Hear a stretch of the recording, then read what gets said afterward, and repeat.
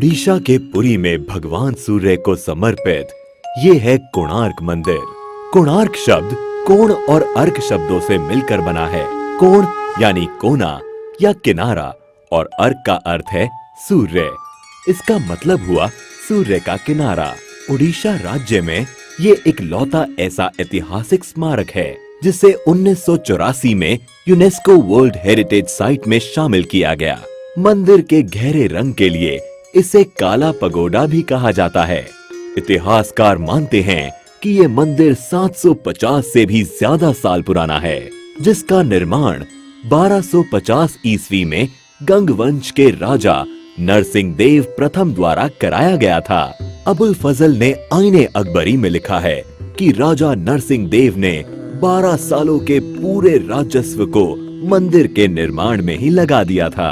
इस मंदिर को पूर्व दिशा की ओर ऐसे बनाया गया है कि सूरज की पहली किरण सीधे मंदिर के प्रवेश पर ही गिरती है। कलिंग शैली में निर्मित इस मंदिर की संरचना रथ के आकार की है। इस रथ में कुल 12 जोड़ी पहिए हैं। एक पहिए का डायामीटर लगभग 3 मीटर का है। ये पहिए मंदिर के मुख्य आकर्षण का केंद्र हैं, क्योंकि ये पहिए घड़ी की तरह समय बताने का काम करते हैं।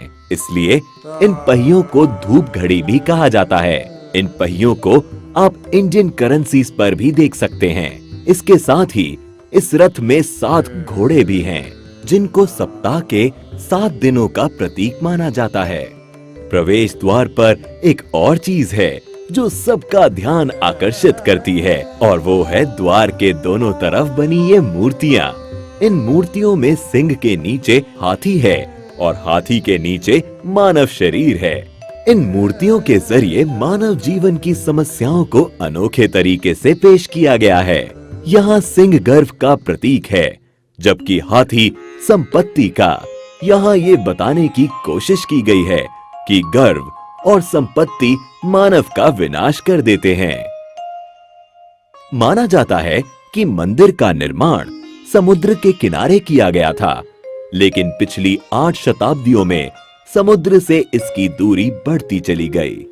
कहा जाता है इसके लगभग 2 किलोमीटर उत्तर में चंद्रभागा नाम की नदी भी बहा करती थी, जो अब विलुप्त हो गई है। नदी के वहां होने को भी प्रमाणित किया जा चुका है। मंदिर से जुड़ी एक किंवदंती है कि इसके निर्माण में 1200 कुशल शिल्पियों ने 12 साल तक लगातार काम किया, लेकिन निर्माण कार्य को पूरा नहीं कर पाए। मुख्य आर्किटेक्ट बिसु मोहराना के बेटे धर्मपदा ने मंदिर के निर्माण को पूरा किया, लेकिन मंदिर के पूरा होने पर उसने चंद्रभागा नदी में कूदकर जान दे दी। कोणार्क मंदिर के बारे में एक रोचक तथ्य है कि मंदिर के पत्थरों को आपस में जोड़ने के लिए लोहे की चादरों और चुंबकों का इस्तेमाल किया गया था। साथ ही मुख्य मंदिर की चोटी में 52 टन चुंबकीय लोहे को भी लगाया गया था। इन विविध चुंबकों के अनोखे समायोजन के कारण से ही मंदिर में भगवान सूर्य की मूर्ति हवा में झूलती थी। बताया जाता है कि पुर्तगाली नाविकों ने इस चुंबक को मंदिर से निकाल लिया, क्योंकि इस चुंबक के कारण नौका चालन में कठिनाई होती थी।